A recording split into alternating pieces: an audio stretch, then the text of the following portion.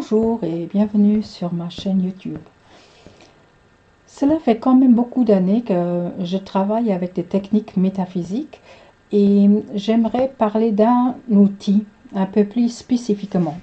Premièrement parce que mon cheminement par rapport à cet outil est peut-être un peu différent et je ne vais pas aller dans la direction système, oui je suis différente, c'est pas ça, mais j'ai eu, comment dire, le contact avec cet outil depuis tout petit.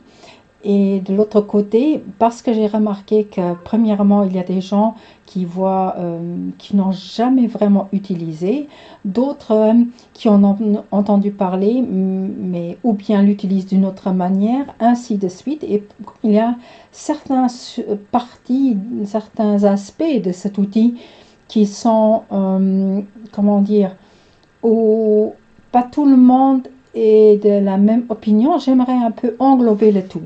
Pas pour vous dire qu'il faut croire comme ça et comme ça, mais pour vous donner l'image par rapport à cet outil. Donc, de quel outil est-ce que je parle? Je parle du pendule.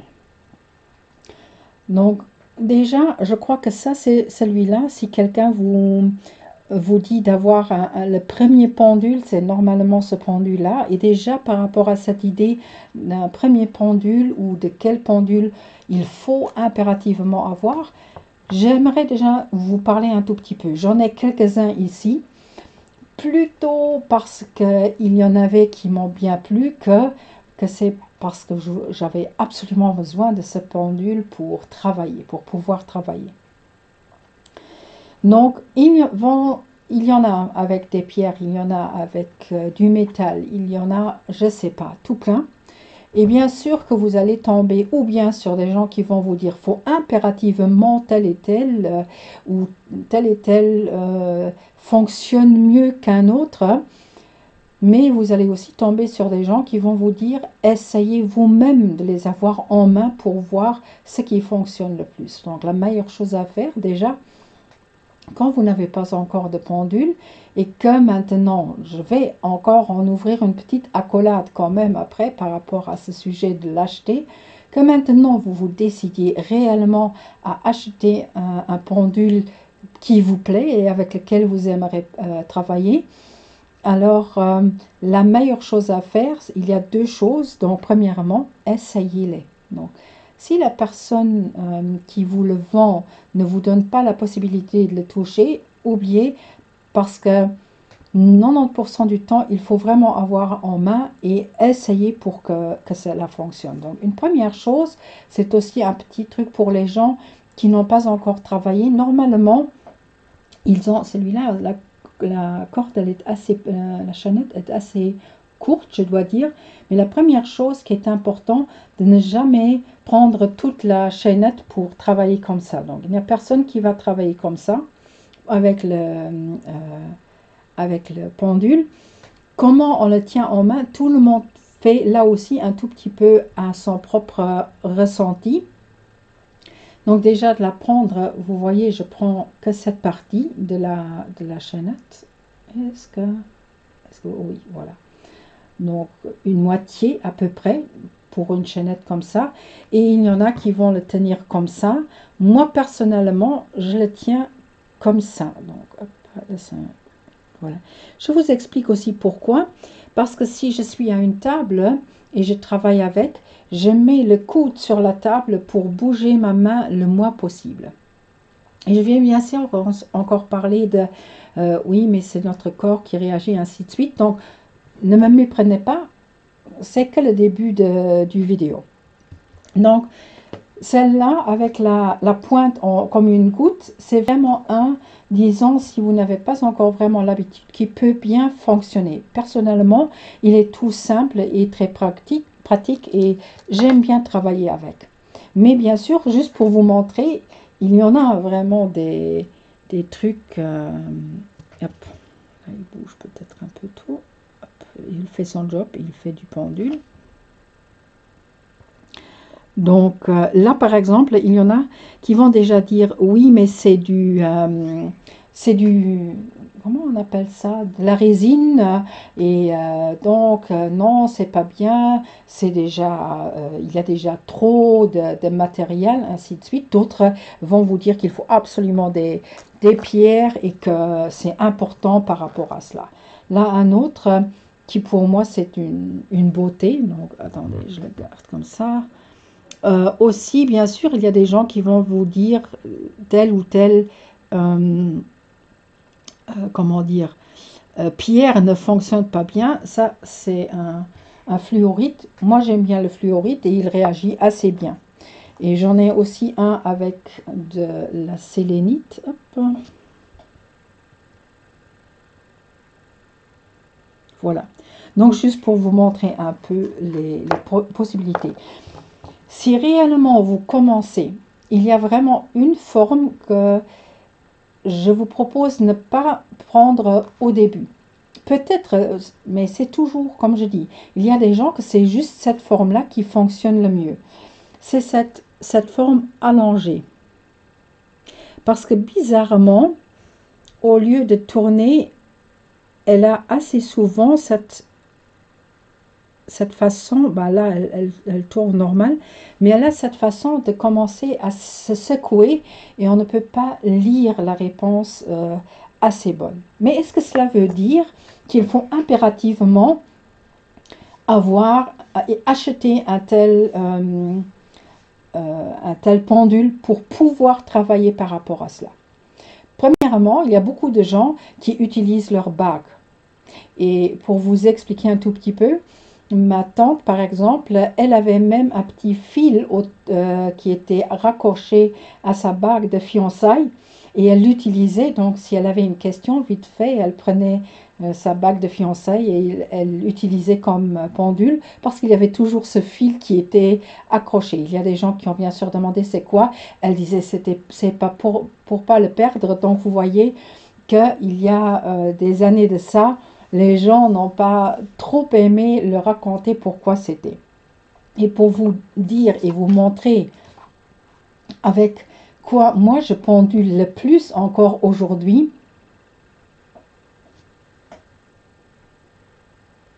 ben, c'est un boulon sur une chaînette. Et honnêtement, c'est celui qui marche toujours le mieux. J'avais trouvé ce boulon, je me rappelle encore, ma mère et moi, on était allés promener notre chien il y a des années de ça. Et j'ai trouvé ce boulon, je l'ai nettoyé et donc je l'ai utilisé. Mais comme le dit tellement bien la sorcière Mémé Cire de Temps, on peut aussi utiliser un sachet de thé. Et cela vous montre honnêtement que la première chose, à mes yeux, qu'il faut garder vraiment en, comment dire, comme idée, en premier lieu, c'est vraiment de dire, est-ce que c'est pratique, est-ce que ça fonctionne? Et imaginez, vous êtes chez quelqu'un, il vous donne du thé, vous êtes en train de vouloir siroter votre thé et juste avant, vous ressortez le petit sachet de thé et vous lui posez juste, vous regardez juste avec, ou vous lui posez la question si l'énergie est bonne ou si le temps que vous passez avec cette personne n'est pas du temps perdu. Aucun souci de le faire. Non, on peut très rapidement se créer un pendule sans en acheter ou bah, n'importe où vous êtes, un petit fil et un boulon, ça suffit, ou votre bague. Donc, déjà, j'ai commencé aussi un tout petit peu à toucher à, premièrement, je parlais de nettoyer, donc moi j'ai nettoyé le boulon parce qu'il était par terre. Est-ce qu'il faut nettoyer son pendule? C'est pour moi comme avec les cartes tarot, c'est toujours un ressenti. Je crois que depuis que j'ai ce boulon, je n'ai plus jamais nettoyé et c'est un pendule qui fonctionne le mieux. Donc, sachant que je ne donne presque jamais à qui que ce soit, je l'utilise pour mes questions ou plutôt pour mes techniques dont je vais encore vous parler. Est-ce qu'il faut impérativement avoir euh, le truc de le nettoyer? De temps en temps, j'ai un petit bol de sélénite, de temps en temps, je le pose dessus. pour disons, ce que moi j'appelle remettre à zéro, mais sans plus. Si vous avez l'impression de devoir le faire régulièrement ou de le mettre sur votre balcon, s'il y a par exemple une pleine lune, une nouvelle lune, c'est un ressenti. Donc, il n'y a pas vraiment de règles qu'il faut impérativement faire comme ça et comme ça. Et ce que j'explique toujours par rapport à cela, honnêtement, l'instant où quelqu'un vous dit faut absolument le faire comme ça, vous savez déjà que ce n'est pas ce qu'il faut faire absolument. Alors, il y a la grande question, et je crois que c'est un des points les plus importants pour beaucoup de gens, c'est ce questionnement. Oui, on peut l'utiliser pour un oui ou un non. Je vais encore revenir sur comment ça peut bouger. Même chose, donc vous verrez que c'est assez élargi. Et beaucoup de gens vont vous dire que c'est votre corps qui réagit par rapport à ces questions. Donc, est-ce que c'est vrai? Est-ce que c'est pas vrai? Personnellement, je ne sais pas trop quoi en dire parce que c'est tellement différent de personne à personne que c'est quelque chose à essayer à chaque fois. Premièrement, moi je n'utilise pas de technique métaphysique pour réellement voir dans un futur ou lire dans un futur et de demander mon pendule, est-ce que cela va arriver, oui ou non? Personnellement, je ne le fais pas. Si les gens le font, c'est une autre chose. Est-ce qu'on peut manipuler le pendule? Je suis absolument sûre qu'il y en a qui le manipulent. Moi, si je commence à poser des questions pour moi-même, sur un oui ou un non, non, mon pendule, il reste figé. Il reste vraiment, il ne bouge pas. Donc, on ne peut même pas dire, parce qu'il y a des gens qui vont vous dire, non, mais ce sont les nerfs dans vos doigts et c'est je ne sais pas quoi, jusqu'au battement du cœur avec le pouls dans la main. Alors, si c'est le cas, alors je dois être morte l'instant où je pose des questions sur moi-même. Essayez. Faites toujours vos essais avant de vous dire c'est ainsi. Et de cette manière, vous pouvez dire moi, je n'arrive pas à manipuler le pendule. Non, je remarque vraiment si je pose une question et c'est vraiment déjà dans ma tête que je veux cela, alors mon pendule dit oui, bien que je ne vais pas réussir ce que je voulais réussir, ainsi de suite. Donc vraiment, c'est à regarder chacun pour soi-même. Les gens qui l'utilisent par rapport à cela, par exemple, s'ils vont manger quelque chose, ils disent oui, je l'utilise pour voir est-ce que mon corps a besoin de ça pour manger. C'est une bonne idée d'utiliser le pendule comme ça, mais pour cela, il y a deux techniques. Si on n'a pas de pendule sur soi, je vous explique les deux. Donc sans pendule, il y a beaucoup de gens qui font ce test spécifiquement si c'est quelque chose où le corps doit réagir, où ils font des cercles avec les doigts, avec le pouce et l'index, et l'instant où les doigts, je crois, s'ils restent bloqués, c'est un non. S'ils s'ouvrent et les doigts passent, c'est un oui. Je ne suis même pas sûre parce que je n'utilise jamais cette technique. Elle n'a jamais fonctionné pour moi. Il y en a une autre que je fais intuitivement. Je ne l'avais même pas regardée. C'est de bouger les deux, le pouce et l'index l'un sur l'autre. Et s'il y a un truc qui bloque, chez moi c'est ainsi, alors il coince. Donc je ne peux pas les frotter les uns sur les autres. Et si c'est un oui, si ça passe, alors il frotte tout simplement. Et c'est même pas que je dis je pousse plus fortement, peut-être, et mon corps réagit par rapport à cela. Donc ce sont deux techniques, même sans pendule, pour des questions qui utilisent votre corps. Honnêtement, un petit truc à côté, je sais qu'il y a aussi des gens qui utilisent leur corps de cette manière-là et ils se mettent quelque part et si le corps, il bouge vers l'avant, alors c'est un oui, s'il tombe en arrière, c'est un non. C'est bel et bien, ne me méprenez pas, si ça fonctionne pour vous, je suis bien d'accord, mais c'est une chose, imaginez que vous êtes quelque part et vous posez une question et votre corps dit non et retombe à l'arrière et les gens autour crois que vous êtes en train de tomber dans les pommes ou que des gens remarquent que vous faites cela. Et bien que je crois qu'on doit être ouvert par rapport à ce qu'on fait d'une certaine manière, mais il faut quand même pas exagérer non plus. Le truc, c'est donc, il y a les questions, disons, futures, des questions de décision. Il y a des questions concernant notre corps, où le corps dit oui ou non. Ce sont les deux façons dont normalement on entend parler des gens qui utilisent le pendule. Et comme je dis, à chacun son choix, bien sûr. Moi, personnellement, à fur et à mesure, j'ai commencé à utiliser le pendule différemment. Donc, mon premier autre contact pour le pendule, c'était de l'utiliser pour le contact médial.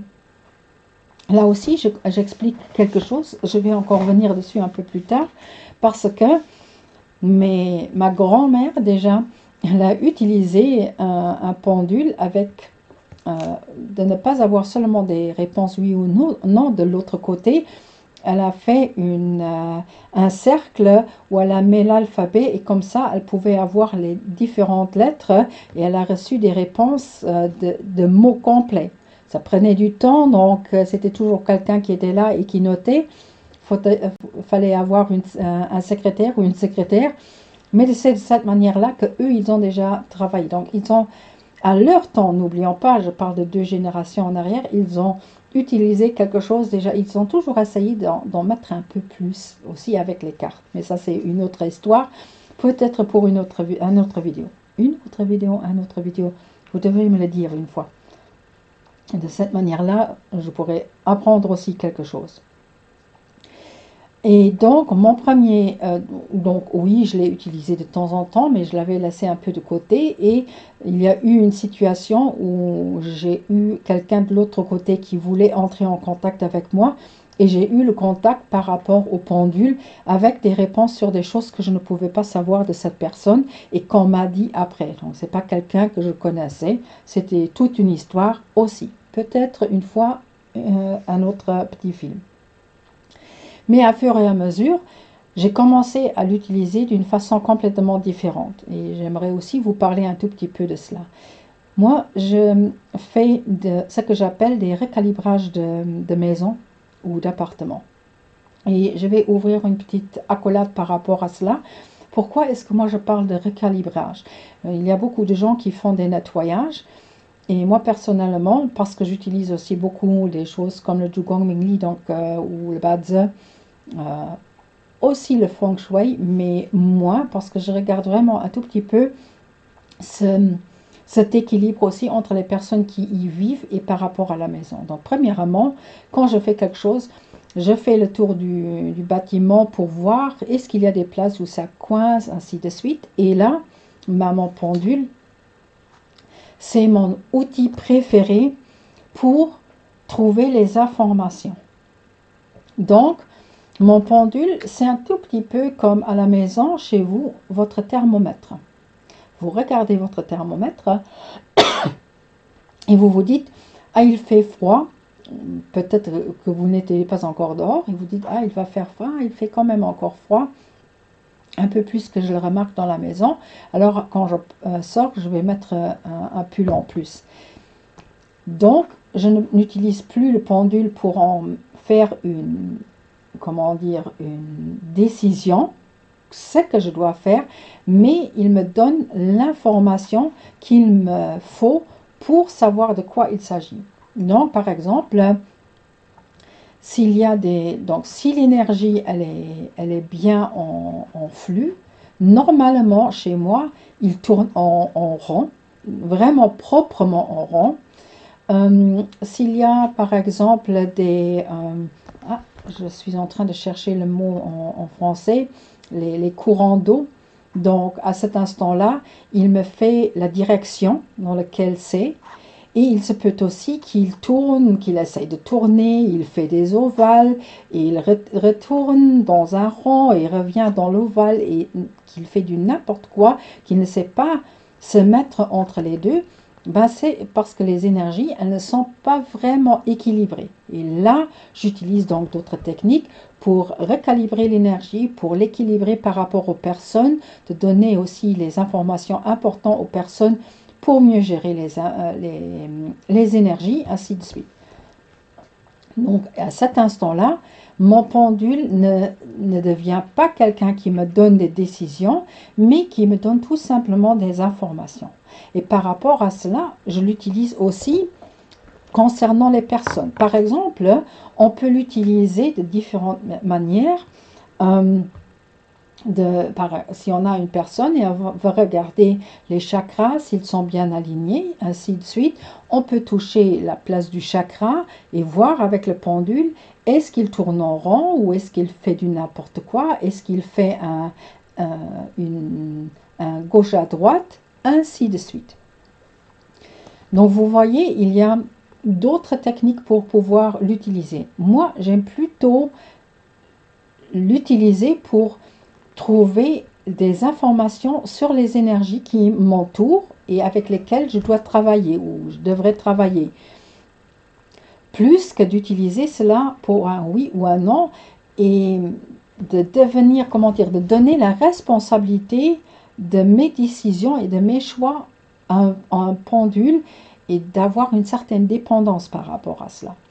Comme je dis, tout le monde fait comme il veut.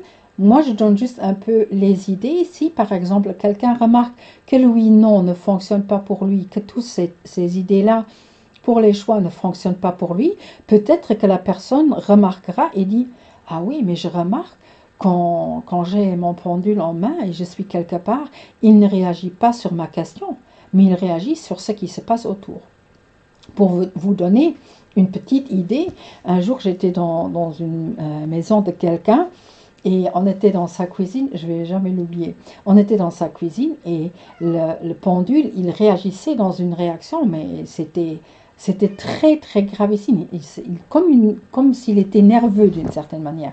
Il y avait une autre personne qui était là, qui faisait cela. Donc l'instant où cette personne, elle sortait, mon pendule réagissait, disons, plus ou moins normalement.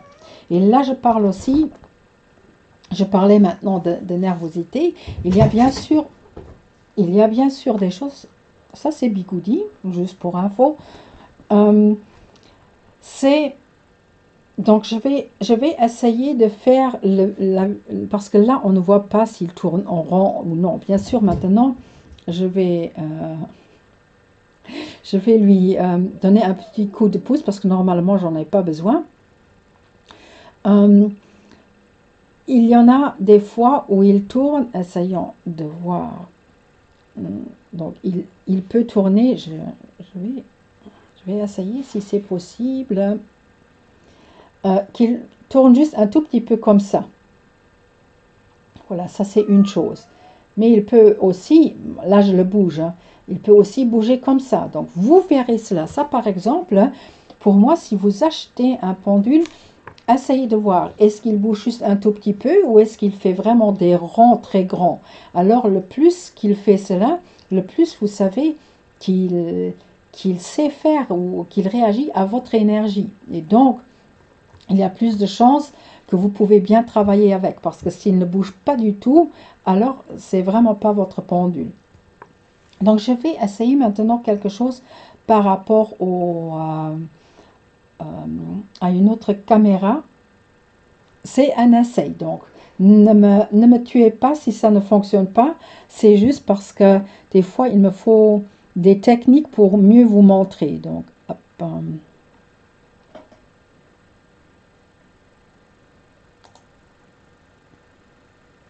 voilà.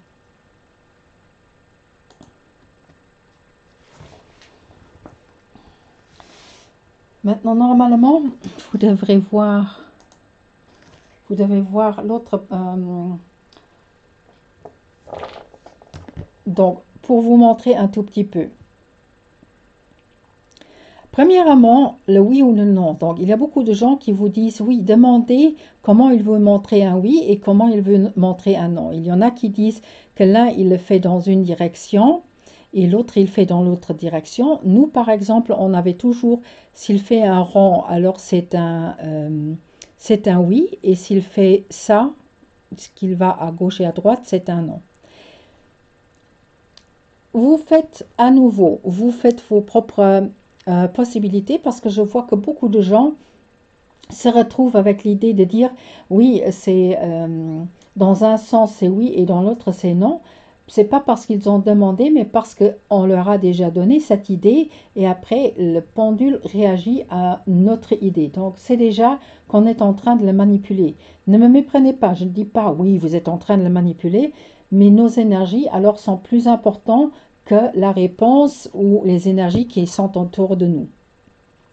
Et il peut donc bouger un tout petit peu comme ça, ou il peut aussi bouger beaucoup plus. Donc, hop.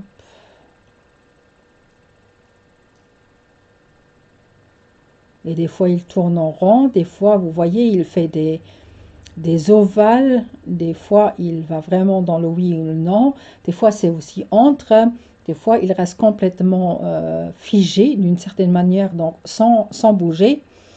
Ce sont les choses qu'il peut faire. Une chose que moi j'ai remarqué, c'est que s'il tournait à contresens de l'heure, donc bizarrement il fait ça maintenant, je ne sais pas, parce que là on a l'impression, non, ça devrait être bon. J'ai remarqué, si vous êtes chez un bioénergéticien, vous pouvez essayer et vous dire, d'accord, est-ce que prenez le pendule avant, et quand vous allez chez le bioénergéticien, il vous dit que vos polarités sont inversées. Après qu'il a fait son travail, réessayez si le pendule tourne toujours à contresens. C'est juste un petit truc comme ça pour vous, pour regarder par rapport à cela. Donc je crois qu'un tout petit peu j'ai fait le tour par rapport aux possibilités, par rapport aux options qu'il y a. Donc essayons d'en faire un, comment dire, de fermer, de boucler la boucle, comme on dit. Donc premièrement, non, vous n'avez pas besoin d'acheter un pendule. Tout cela fonctionne. Même le petit sachet à thé fonctionne à merveille. Mais bien sûr que si vous dites j'aimerais bien en avoir un, ou vous trouvez un qui est vraiment beau et qui vous plaît,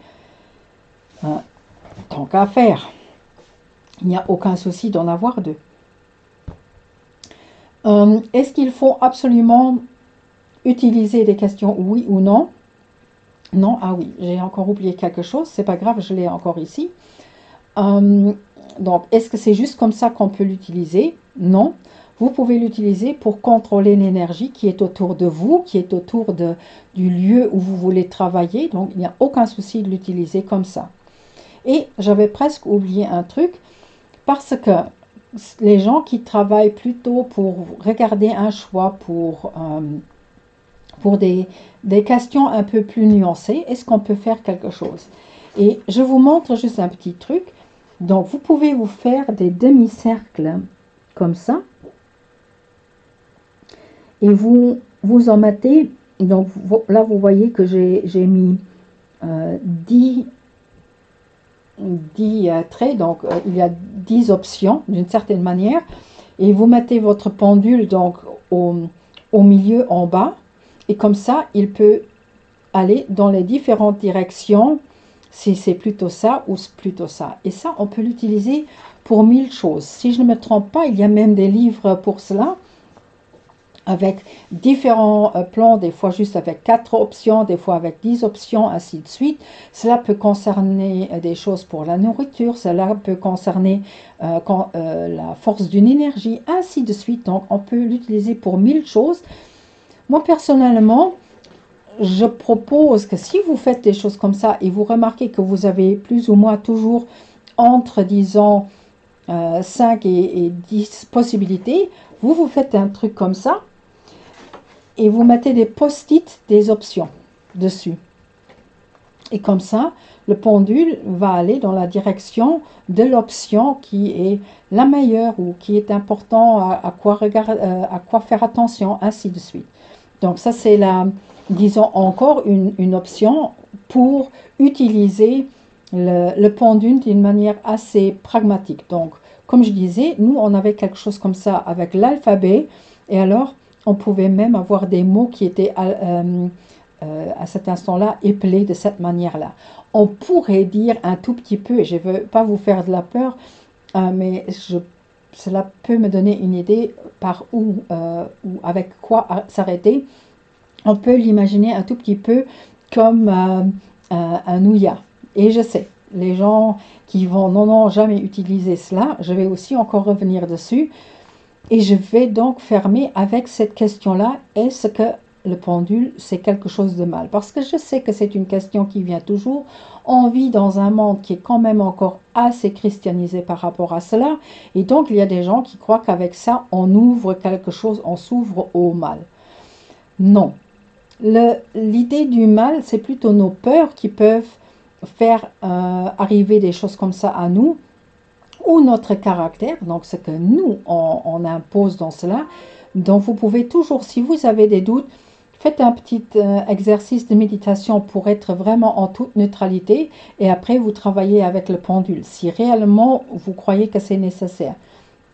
Croyez-moi, dans ma famille, on a toujours eu le pendule quelque part, comme je disais avec ma tante, sans qu'il y ait qui que ce soit qui s'est amusé à faire un grand cercle de sécurité ou de protection, ainsi de suite. Je crois que je vais en faire une vidéo aussi, si vous voulez.